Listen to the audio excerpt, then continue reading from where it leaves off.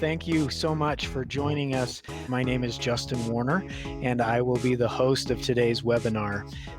Today, our topic is including the voice of the employee in returning to work. COVID has created some unique circumstances for us, and a lot of organizations are looking at what does returning to work look like. And today, we're going to be talking about that and how important it is to have the voice of the employee in that process. I feel really fortunate today that we're joined by the CEO of DecisionWise, Dr. Tracy Maylett, and the president of DecisionWise, Mr. Matt Wride. So we brought out the big guns today. So gentlemen, thank you so much. Really grateful for you taking time to do this, and I'm going to go ahead and turn the time over to you.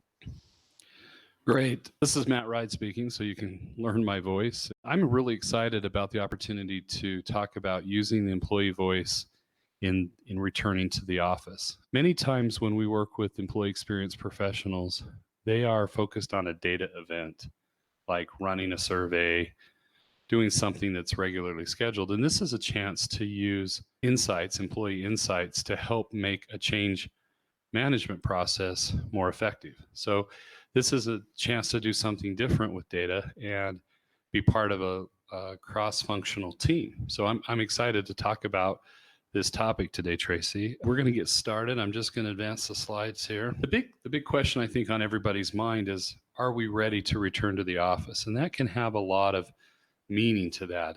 Some people are ready to come back emotionally, but maybe they're not quite ready logistically to come back, or folks have moved states and they're not at all interested in returning to the office. I've just got some data from a recent survey that they've been conducting and kind of updating for pretty much the last year. This is sourced to the Harvard Business Review, but 32% of employees say they never want to return to the office. So nearly a third of your workforce is very happy, or close to a third of working from home almost exclusively.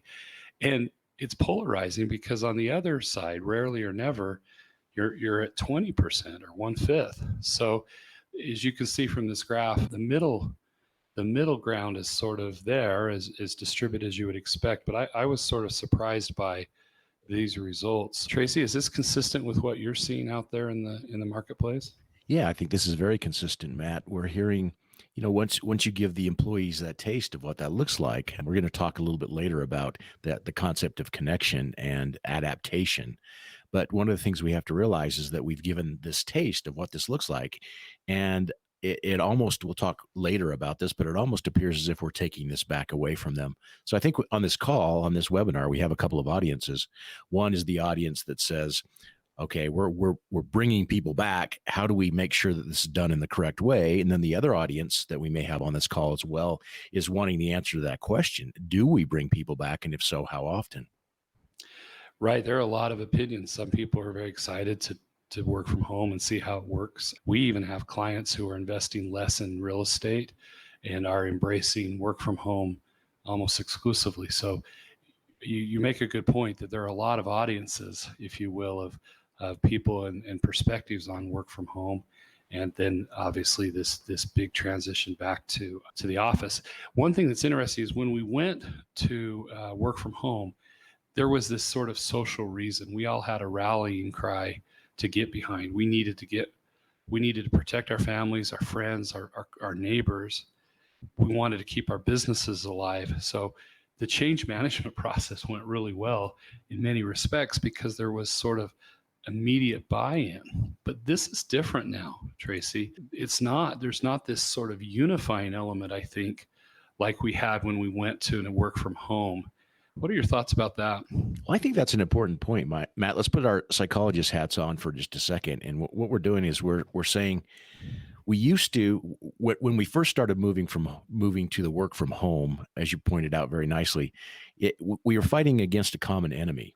And we were all in this cause fighting against that common enemy. And because of that, we've marshaled all of our resources to be able to fight against that. And that was the reason why we did it. Now that common enemy is starting to dissipate a bit, then there may be employees who see returning back to the office as the common enemy. It's a shift that we have to understand there, that we're no longer fighting in this all together. And that may cause something to happen that may be different than we had anticipated. And that really drives the reason why employee sentiment and perspective is important to gather, because you're right, Tracy. It's different now. We could assume a unified effort to protect all of us, and we can't make that same assumption because the sentiment is so different from worker to worker. Hey, Matt, really fast, Yeah. a tactical question that came in. Somebody was wondering if that graph that you had, if they also broke it out by any demographics. So they did not. Okay. The study didn't. The article in which I sourced this from it was just recently posted, didn't source the demographics. Perfect. Thank you. Just what we want to talk about today is we want to review some overarching principles and then talk about our purpose as really running the experience side of the change management process. How are we adding value? Who are our data audiences? And what information do they need? And then how will our project help the change management process? So I want to start off with some principles to consider. And this is where we're going to rely on Tracy's experience and background. Return to the office will be perceived by many as taking away a perk. You hinted at this, Tracy. Talk to us about this concept that you've called the adaptation. You've identified it as the adaptation principle. Yeah, the adaptation principle is certainly not one that I coined, but it's been around for a long time. The idea here is that we tend to adapt to a particular level. So let me give you some examples. In the past, we used to be in the era of perks, and the race was to how do we out-perk the perker, and that was one of the ways that we brought on additional people. And then what happened is you bring in Taco Tuesdays, and everyone's very excited about that until they find out that the business down the street has Fajita Fridays as well, and then Margarita Mondays or whatever else may be the case. We tend to reach a certain level, and then we adapt to that particular level, and then we expect something beyond that. And when we're dealing with perks, that's the way that works. Well, working from home used to be considered a perk, and now for many that may be considered a right. I have the right to work from home. In fact, many of the studies that have been done over the last little bit identify that people will be more willing to work, willing to even take a lower salary if they're able to work from home.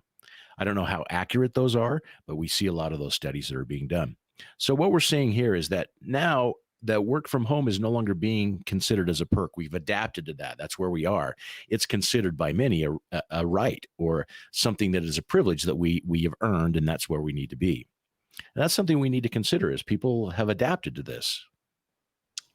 Surveys are a communication tool in and of themselves. You talk a lot about this, is that the act of surveying and what's on the survey sends a message. What do we mean by that? Yeah, the idea here is that one of the purposes of this webinar is to be able to say we want to include the voice of the employee in how do we return, or do we return, or what does that look like, and what are some of the concerns that you have. So one of the purposes of a survey is not just to gather information, but in itself, just the fact that we're issuing a survey says something. So when we ask questions about, are you interested in X or interested in Y, then what that says is that's on our minds now too. So when we communicate, when we send a survey, it also sends a message that what we're asking for is possible. Think of that in terms of the survey here. If we have no intention of ever allowing work from home, asking the questions about their opinions from working from home sometimes sends the message that we are giving you an option here to consider working from home rather than returning back to the office. So we have to be careful about that. Right. No, great point. We need to ask who are our new joiners, people that have come during this period, and what special considerations do they need? Yeah, Matt, this is a big one. This is one that we really need to pay attention to, because we've even seen this in our office over the last little while as we've increased our workforce by 25, 30%. Many of these people have never seen the rest of the people in the office. And because of that, it's often very difficult to build a culture. So we need to understand that many of our new employees may be individuals who have never experienced our culture to the degree that they would have had they been in the office. Where are your employees? Have you taken a census? Do you know where they're at? Have people moved? What are their near-term plans and long-term plans? It's kind of interesting to think that you've got to consider that people may be in different states only a few months later. The last one I want to talk about is correlating productivity to business metrics. Historically, we have looked at productivity a lot by time. Time has been a key variable or a key element of the productivity equation. And that may not necessarily be the case, and it may not be what is best measured in a distributed workforce or in a workforce that is working from home. And so you have to start asking yourself, can I measure things by ticket requests? Can I measure by, other data sources that I might have? Can we look at calendars and get a sense of how people are moving through the day? If I manage a group of customer success managers or customer success representatives, maybe I just need to worry only about the number of onboarding demonstrations they're doing or whatever the case is. So think about, as a data professional, how you're going to help your leaders correlate productivity to business metrics and how you're going to measure that when face time and in the office time is no longer going to be as readily available or a data point that you can rely on. Matt, along these lines, I've been following a chain of thought here, a number of people that I've been seeing posting on social media, LinkedIn, et cetera. And many employees are saying, why do you care where I work from or what hours I work, so long as I get my work done? And employers are returning that with saying, well, maybe there's more work that needs to be done here. I just don't know that I can assign that to you because I don't know what those work hours are or what it is. So the ability to understand productivity here is going to be very, very crucial, regardless of whether we consider an entire workforce from home or partial or nobody. Right. And for those HR professionals really trying to enhance their strategic value, helping leaders solve this productivity measurement issue is going to be a really important value add on their part. Oh, I would say this is absolutely a key level of value add for HR right now, particularly paying attention to this. Yeah. Tracy, talk to us a little bit about connection and what you perceive as COVID-19's impact on connection. This concept of magic came from many years of study. And of course, we wrote the book Engagement Magic about this. The idea here is that based on our 30 million survey responses at the time, we found that there were 5 keys that created engagement in people in what they did. Engagement isn't just, I feel happy about my job. It means I also, as you just mentioned, the productivity piece, I actually do things about it. And we found that these 5 keys, when they're present, people tend to be engaged in whatever that is, whether that's work, life, marriage, whatever. The first one is meaning, and that's when my work makes a difference. I see a purpose behind it. The next one is autonomy. That's not anarchy. That is the ability to perform at your best and shape your environment in a way to do that. Now, one of the things that we need to be aware of is that for some people, maybe that environment is a work from home environment. We have to be aware that, at least in their minds, that autonomy may mean working from home. The growth component, am I being better today, developing versus where I was yesterday? The last one is the next one is impact. And you just mentioned that, Matt, the ability to see the results of our effort rather than just spinning our wheels. Then the final one, which is the big one here that we need to consider, it's connection. Connection is a sense of belonging to something beyond ourselves. That connection can take many forms. One form may be a social connection. I get to see the people in my office. I have to tell you, Matt, also, and you and I are two ends of the spectrum here when it comes to introversion and extroversion. I have a very strong preference for introversion. Yet I found myself over the last year just craving the ability to talk to somebody I'm not related to see somebody in the office, to talk to these individuals. And that sense of connection for many people is eroded on a social level, but also the ability to feel like they're connected to the organization. Right now, many people feel connected to a screen. Many people feel connected to a conference call, but don't feel connected as if they're part of that organization. They don't feel like they're integrated into that organization. We've done a lot of research on this one, and it's pretty clear that just from a couple of questions on a survey, we can tell whether or not somebody plans on remaining with the organization. Over the past year, one of the things that we saw was that on our worldwide surveys, we found that connection took an immediate dive back in March, April of last year when COVID really hit strong and people were forced out of the office. Connection took an immediate dive, but that started to increase again. And one of the reasons why that started to increase, actually be higher than pre-COVID levels, was because managers were being very intentional about maintaining that connection. We started seeing companies, rather than a once a year discussion, they would have a once a day discussion with their employees. We saw managers, rather than hoping to find somebody at the water cooler, they would intentionally reach out to those team members. And so for a period of time, about 2 or 3 months, we actually saw the levels of connection increase because we were being very intentional about it. Then that wore off a bit. And we stopped seeing these company meetings happening once a week or once a month, or the managers starting to reach out. And right now, what we're seeing is a reduction in people's feeling like they're connected to the organization. So we need to understand that one of the valuable pieces of engagement is that ability to connect with the organization, whether it's the people or the mission or the tasks. And we're starting to see a decline in this one, Matt, and it concerns me. I get a little bit worried about that.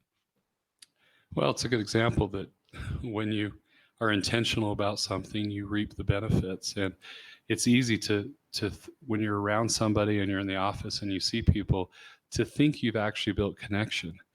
But the takeaway is that connection's built purposefully, even within the office. And I hope we don't lose those gains, as you said, Tracy, that for those organizations returning and figuring out a hybrid, that we don't just assume because we can see each other that there's actually a connection being built. And you and I both know that if we could choose but one question to ask, it would be a question on belonging. I feel like I belong here. Absolutely. Now we want to ask a lot more questions, but that of the magic model, connection is absolute. That is so vital to bringing out the best in people and getting that engagement that we're looking for. I think, Matt, that is a key point of this webinar. The idea here that the connection needs to be established, whether it's out of the office or in the office. And we were very intentional about doing it out of the office for a short period of time. As we return employees to the office, or if we return employees to the office, that intentionality still needs to be there. And I think your example was a great one of, you could see somebody at the water cooler and think you've connected when you actually haven't. Yeah, well said. So thank you for letting us cover those core principles. We felt it was important to get those out of the way because in some ways we encourage you to help your leaders understand these principles. And your job is to take the water to the end of the row. That's a metaphor from agriculture where we would irrigate crops by sending rows of water down the crop lines. Well, we're trying to get water all the way to the end of the row. Turning specifically to how do we use employee voice, our goal is to gather what we call experience insights. It's not to run a survey. The goal is actually the resulting insights from those survey, and then get them in the hands of those that need the information. Not just publishing it and hoping for the best, but actually being intentional, there's that word again, of where those results land and how leaders can use them. And then we want to help employees feel heard. Tracy mentioned that this is a signal. And if we're prepared to ask these questions, then it can do a lot to promote a sense of collaboration and care about the employees. We want to inform those designing the change management process and that they're leading that process. And then we also want to use our data to understand how effective the change management process has been. How are things going? Matt, would you mind if I got a little bit personal here and talked about a conversation that you and I had regarding this? Sure, go ahead. So Matt and I had this conversation a few weeks ago as we were preparing and thinking about the topic of the webinar. And, here at DecisionWise, we will have the majority of our employees will be back in the office. And that ability to talk just ad hoc or frequently on a regular basis and work together in ad hoc teams is very important to us. And so the conversation was had between the two of us. And Matt, you said something that really kind of struck me, and that is this first bullet point: help employees feel heard.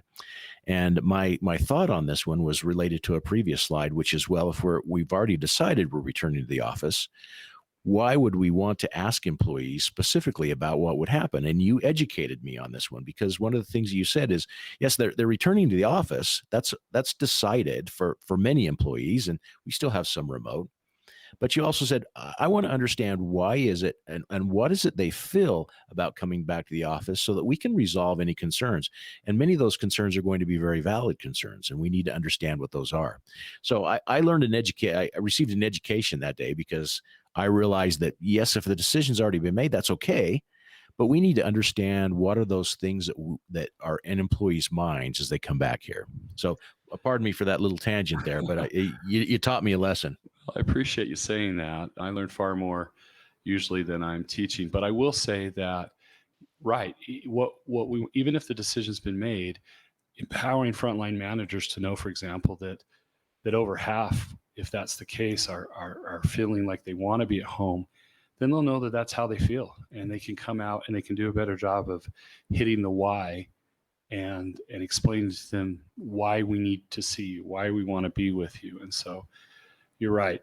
It gives us a chance to tackle those underlying feelings. And if we don't, they just sort of sit there and they don't get resolved. I want to talk about data audiences. I believe we have kind of two data audiences in this project. First are the employees themselves, and they break out into promoters, spectators, and detractors. And then leaders and managers, they're the ones who are going to use the data from these. We're gonna ask the employees how they feel about things, their perceptions, their attitudes, their beliefs. And then we're going to try to get that information in the hands of the other data audience, the data audience. And those are the strategists, those designing the return to office plans, the implementers that have to do it, the frontline managers, and then those that are managing the ongoing feedback process, as well as those that are there to help support and guide workers back. So I see there as being two data audiences. Any thoughts you have, Tracy, on things to look out for or suggestions you have for our audience? Well, I like the way this has been broken down. And I think one of the key points here is that we do need to understand that we're not dealing with a single audience. We're dealing with multiple audiences. And because of that, we need to understand that even the messaging may be different, the needs may be different, et cetera. So as I talk to clients that are worried about this return to office, and their approach is, we will address everybody the same way. Well, that makes sense from a communication standpoint, give everybody the same message. But at the same time, we have to understand that we have on the left-hand side the employees in 3 different categories. Then we have our leaders and managers in 5 different categories, or even more. We need to understand that we're going to have different reactions from different people, different ways, and we need to communicate differently, a different message possibly to each of these individual groups. Yeah, that's important. I think we part of designing good feedback programs is being clear as to your data audiences, and both those giving and those receiving the data, and how there's a connection between those two. I want to just quickly review some change management steps. And the reason for going through this process is to talk about where you, as the data professional or the experienced professional, can support the mission of the organization, and particularly in returning to the office. Number one, you define the change and align it to business objectives. So somewhere along the line, Tracy and I had to have a conversation of why we felt it was important to bring, as he said, much of our staff back. And we debated the pros and cons, but we ultimately felt that we hire a lot of really bright professionals, but they're fresh. This might be their first professional job. And we just felt like being together and connected in the training and that happens in the in-between moments was so important. So we had to define the change, and then we had to align it to our business objective, which is we need to grow our people. They're reliant on us to really help them take those first steps as a professional. And so we that's where our alignment occurred. Our decision to bring them back was aligned to our business objective of developing people. We have to determine the impact. Who is impacted? What may be impacted? A process. Where is impact happening? Is it related to just one locale, and how? So someone hopefully has thought through that. Risk, resources, and responsible persons, call them the 3 R's. And then develop a way to communicate what is happening and why it matters. So your survey is a communication tool. So make sure that you're helping, that you understand what the change management communication plan is, and then aligning the survey to help support that. Providing effective training and resources, implementing a support process. It's one thing to announce a change management, but if you don't give people a place to go during the change management process to get help or get questions answered, then you've got a breakdown. and then finally got to measure the change process. So this is just what we're dealing with as we think about organizationally how to bring people back to the office. Tracy, thoughts? Yeah, I'm thinking of our own office here as we're doing this here, and because again I'm learning as we go through this process as well. And that is, some of our folks, most of them will be back in the office, some of them won't. And we've made a very conscious business decision that some of our non-client facing individuals may be more productive if they're working from home versus in an office type setting. Well, that's great. That's excellent. Unless I'm one of those employees who wants to work from home and I'm brought back to the office. We need to understand that we need to be able to communicate with those employees, helping them understand who will be there, who will not be there, and why. How does that align to our business objectives, and how those are different? And we need to clearly communicate that rather than just assuming that they're all okay with it. We need to be able to very clearly say, this is why you're back in the office, and this is why those other individuals are not back in the office. By the way, those of you who are not coming back to the office, here's why, and here are the clear expectations, and then be able to provide the training and resources. We again, Matt, can't attack this as a single audience here. We have to make sure that we're addressing all of these change management steps to particular audiences.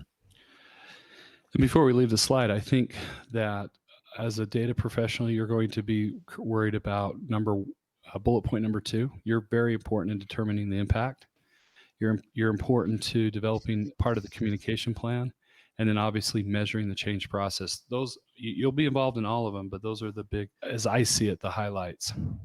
Hey, Matt and Tracy, really fast. We have an interesting question that I think fits into this spot. So the question is to what extent are executives desire to have employees back in the office based off meaningful data versus any stereotypes that might exist about the workers? So how does an executive, and obviously that's a very general question and every organization is going to be different, but how do executives manage data versus stereotypes? I think it's a really interesting question.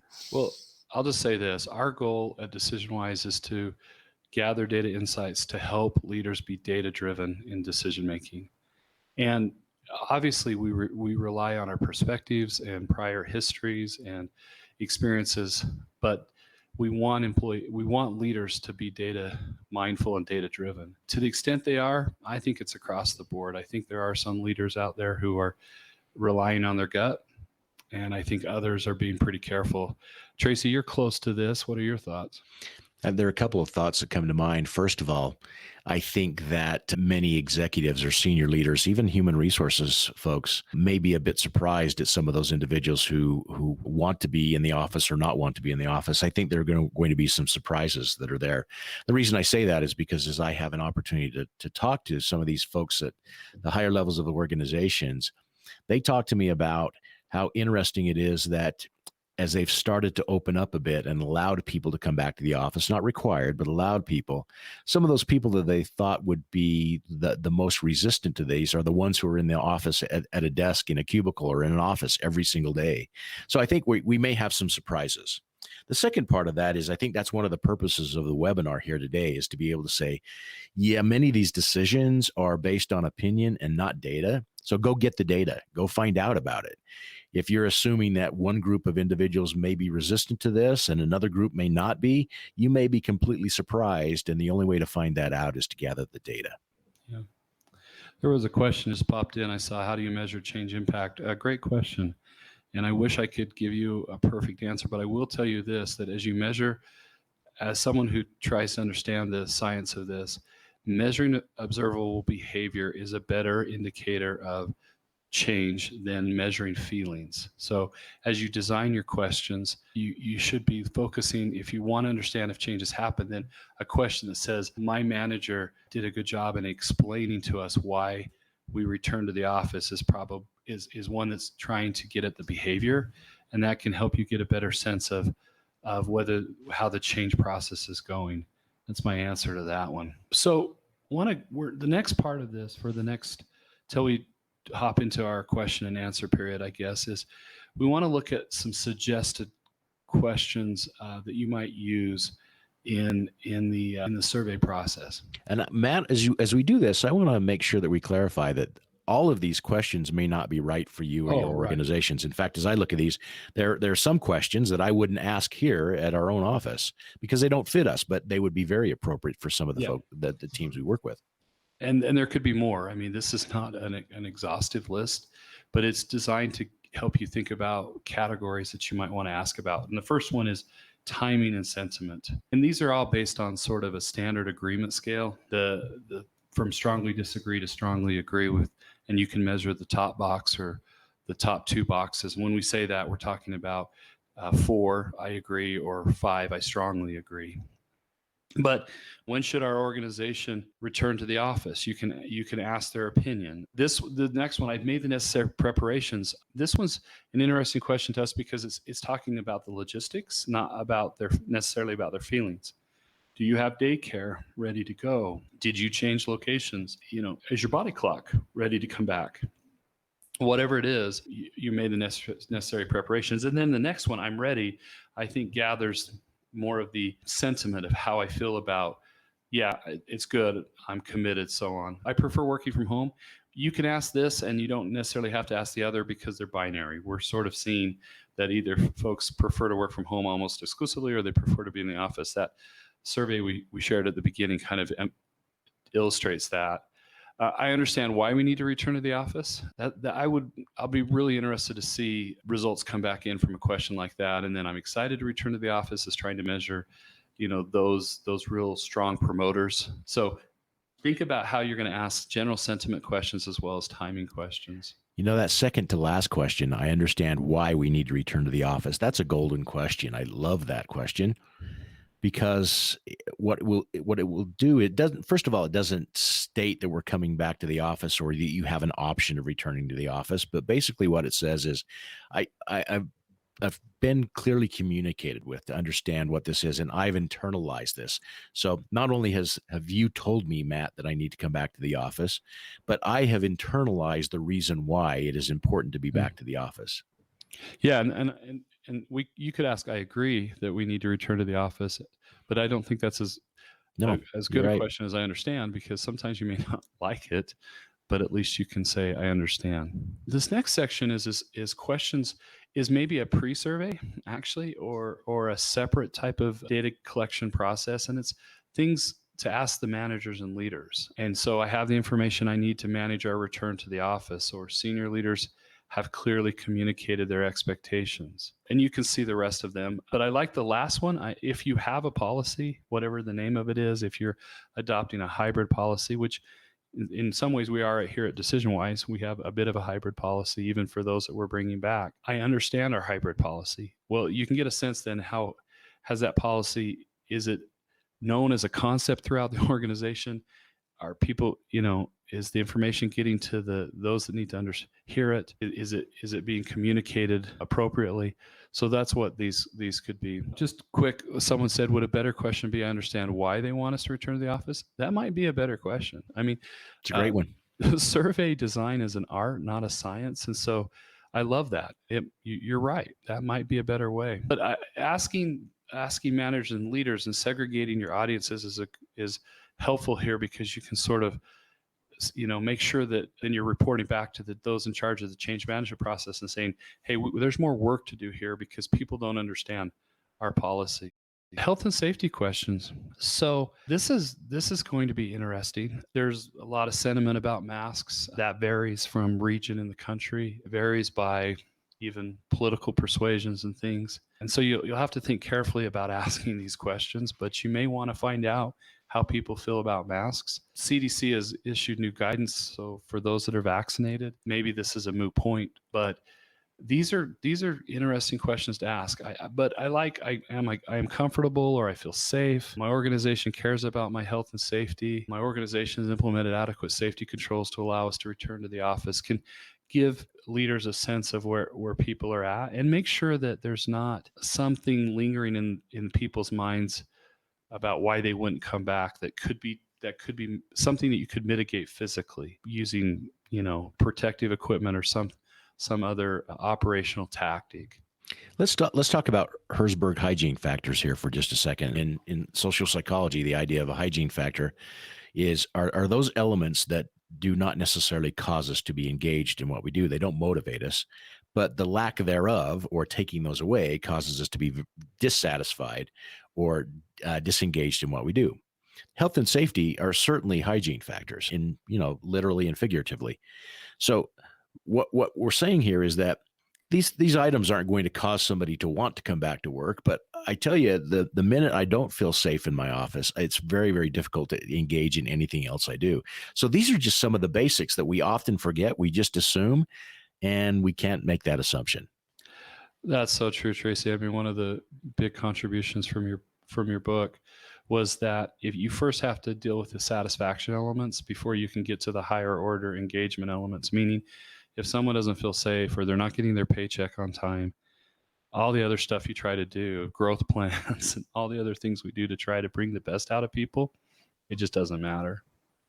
That's right. And that's something that is a great nugget from, and I guess I'm putting a plug in for Engagement Magic, the book, but I think that's one of the big aha moments in that book is you got to deal with those hygiene factors first. And obviously credit to Herzberger for that. And then this is kind of an interesting thought, preserving the gains. I think that COVID-19 has introduced some technology that's really great.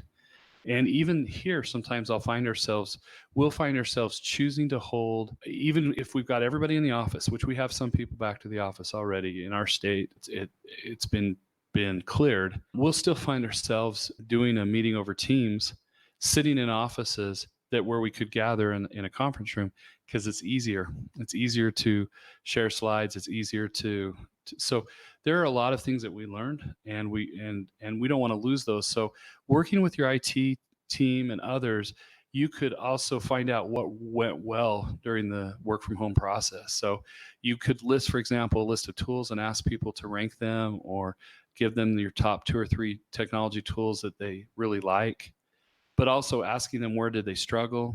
These are more open text questions, and so you're going to have to do some sifting and some text analytics work, but could really be a nice source of some interesting insights to help inform IT and others about the tools and resources people want and actually use.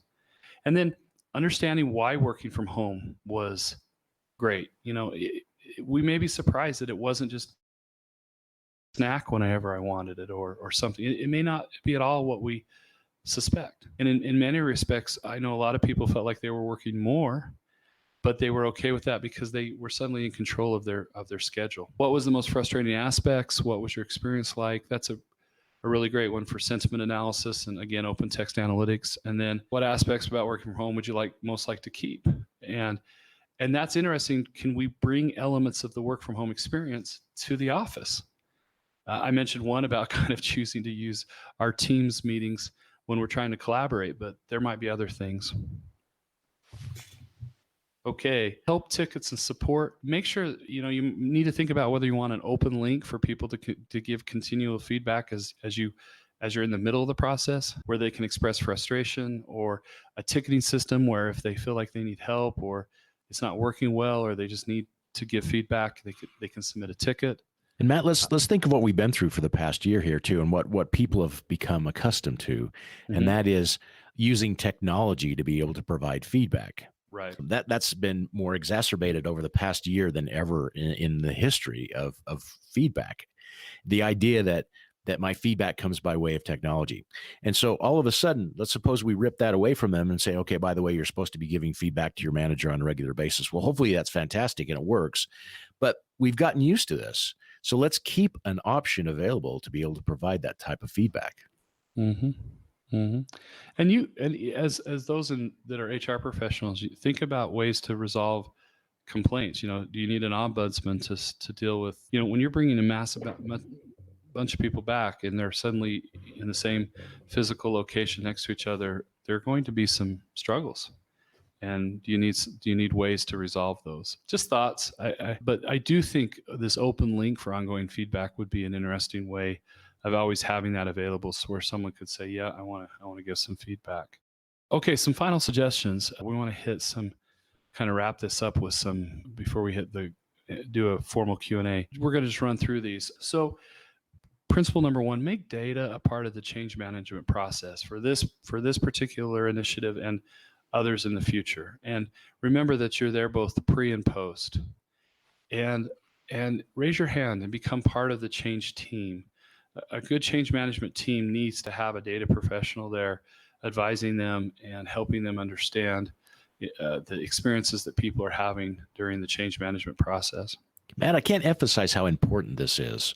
We make assumptions that these people will be okay to come back to the office, but these people won't. We assume that we've taken care of everything. And the basis of this webinar today is understanding the voice of the employee. Ask. That's how you get your data. Don't make these assumptions. And not only will you find out about sentiment, which is what you just talked about, but as you mentioned very clearly, it'll give us some concrete data about what are some of those points we need to be watching out for. What are some of those tools that are needed? How do I feel about coming back to the office, and where's there likely to be resistance? Get the data. Yeah. I would invite, if you have a CX team, an IT team, to be part of your data process. Like start stepping outside of the typical HR group and start becoming collaborative with others. You might find some really interesting tools that you didn't know that IT had, ways to do some ad hoc surveys that are already with your current IT systems, things like that. So Matt, I want to put my HR hat on this one for just a second. And often we think as HR that we own the people component of the business, but we don't tie that to the customer component of the business or the patient part of the business or the student portion of the business. So to be able to invite our customer service folks and the IT team in to help us understand how keeping people away from the office or bringing people back into the office is going to impact the customer. What do I need to be aware of? What are some of those things that maybe I can help you be aware of when they come back? So form those teams. Talk. Yeah.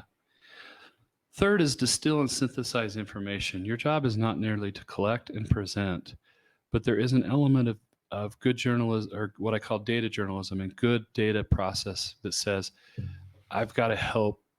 And there's some ethical issues here, and and you got to be careful. But remember that some data needs curating, meaning, and the reason for that is that you'll see in that sub bullet point, the whirlwind principle. People are, I think it's Franklin Covey talks about this, but the work is like a whirlwind, okay? And people are just like the Tasmanian devil. They're just whirling around. And if you try to throw a bunch of things at them, all of them are going to bounce off that whirlwind and fail. And you're just not going to get through. If you can get one or two valuable points, they'll penetrate the whirlwind and they'll stick and they'll become part of that process. So just opening up vast amounts of data, making a lot of dashboards available, giving them another login, and lots of charts and graphs. That's not always the best data visualization. In fact, the best data visualization sometimes remains a text. You had this number of people feel this way. It's just a sentence. It can sometimes be the most impactful way to visualize data. What this also means, the synthesis, the synthesized information portion of this also means that one responsibility of human resources in this equation is not just to gather the data, but translate that data into something that will impact the business or not impact the business. Right. Don't provide data unless you identify the problem you're hoping to solve. In other words, begin with the end in mind. Data for data's sake's great, but if your goal is how many gee whizzes or I didn't know that, if you get a lot of I didn't know that, that's wonderful, but that's not the end of the story.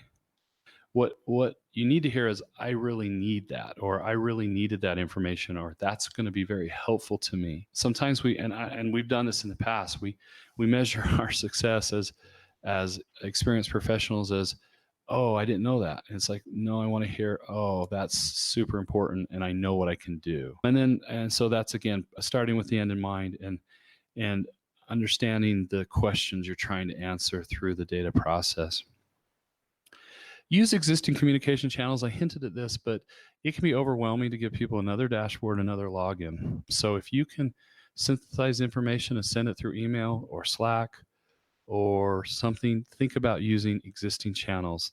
It's far more likely to be a successful delivery process. Sometimes it's to build confidence. You do a little nuggets here and there, and this is a good place to do the I didn't know that. But you're just sort of showing that you're out there collecting data. You're reminding people. that you're there to help provide insights. And so really it's kind of a, hey, I'm still here. And every once in a while you could, send nuggets generally to a larger group about things that you're seeing in the data. I want to touch on this one. As data professionals, our job is to be the guide. We are not the hero. It's very tempting to want to be the hero. I do this all the time. I want to be the hero, but my clients are the heroes, and as those who support frontline leaders in businesses, they are the heroes. Our job is to guide them, to be the mentor, and to help them grow, give them the tools they need to be successful. But the business leader is the hero. And when we remember that, I think it helps us deliver value. When we try to compete to be the hero, then we lose the crux of our value proposition. And that is the end of our recommendations. Tracy, any last thoughts that you wanted to share with folks before we do a question and answer? I just want to hit that last bullet point again, the idea here that really this is not an HR move. So return to office is not an HR move. The gathering of this data is not an HR move. We play a valuable part in gathering that data, synthesizing and translating that data. But the hero or the individual most impacted is the employee and the managers, the leaders. And the more that we can translate this into me being able to go to Don and saying, Don, based on what we're seeing here, you may have an issue here with people not understanding why it is they need to come back to the organization, come back to the office. How can I help you in this? Can I help you work up a plan to make this happen? And oh, by the way, have you considered some of these other options? But that leader is the one who's impacted, not human resources. And we need to understand that. Yeah. Great. So on the questions, Matt and Tracy, one of the questions that came in is, how do you measure change successes? So is it something that is more about the people who have returned to the office versus those that resist? Is it some sort of behavior versus, sentiment that comes through? How are you going to measure the success, the change success of going? For example, if we have to bring the majority of our employees back to the office, how do we measure whether or not that was a success?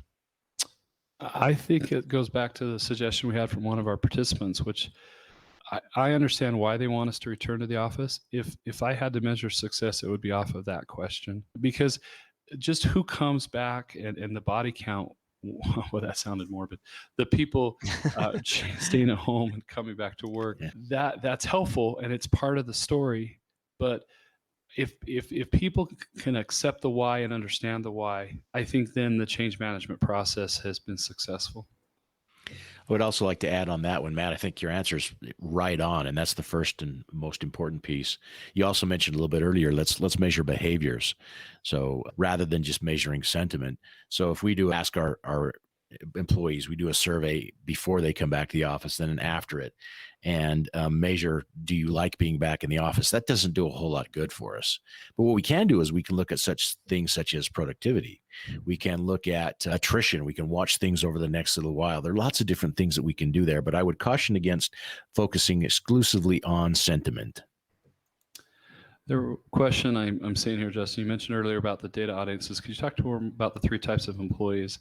What data is needed, especially for the detractors?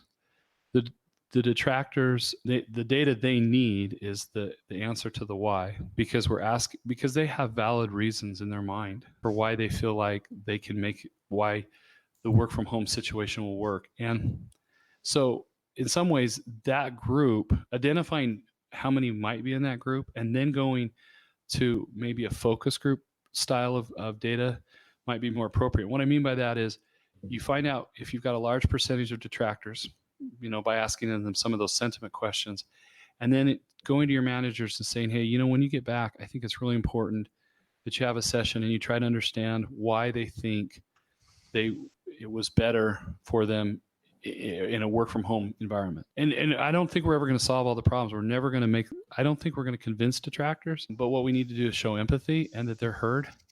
And that may be all we can do, but that's something we owe our employees. And that's part of, being effective leaders. I don't know, Tracy, you have any thoughts? Well, I think my biggest worry about return to office in general, this is not here necessarily, but everywhere else and here, is the idea of losing that intentionality. So we realized that intentionality in terms of communication and gathering feedback and talking to people and focusing. When we really focused on it, even though we were remote, we saw huge increases in engagement, and we're losing some of that intentionality. So one of the things I would say is that managers need to make sure, the leaders of the organization need to make sure that we're not just assuming things are going to resolve themselves, assuming that employees are okay with this, assuming that some people are not okay with it. We need to be very intentional about our communication, especially with the detractors. We need to understand why. We need to focus. We need to be intentional about our feedback. We need to be intentional about our interactions and praises and et cetera.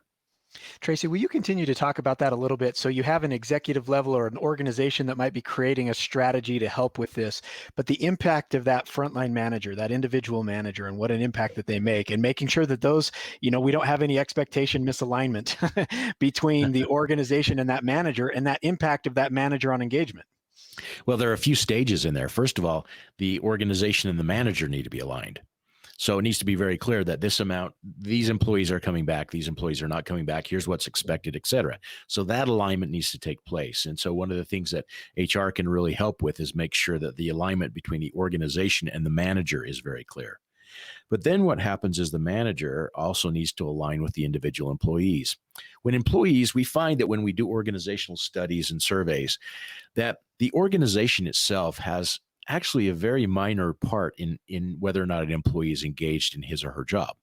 The manager the organization can only impact that lever just a little bit. But the manager, that relationship with my manager is extremely key to my level of engagement. So the ability for a manager to be very intentional about that communication with the employee and the feelings of that employee is absolutely critical to make this happen. One of the things that HR can do is help those managers understand how to do that and that importance. And I just would add too is, if you're going to do alignment, don't just do general alignment. Don't say things to your managers. Tip number one, make sure you consider your feelings of your employees, or have a conversation with your employees. Go deeper than that and say, we expect you to have a one-on-one with each employee to talk about their return to work transition. Now, think about that. That's a behavior, and that's a behavior I can track and ask, did you have a one-on-one conversation with your supervisor about the return to office process? And now I have a behavior that I'm tracking. So again, the more specific you can be with behaviors that are helpful, the better off you are, because sometimes we just throw out things like, well, you need to talk to people and help them manage the change. Instead, a little more specificity can go a long way. Yeah, that's great.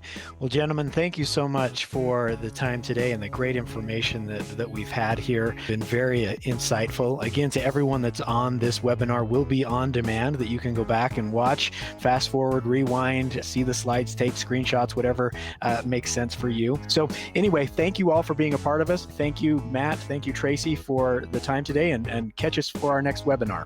Thanks, Justin. Matt, thank you. Thanks.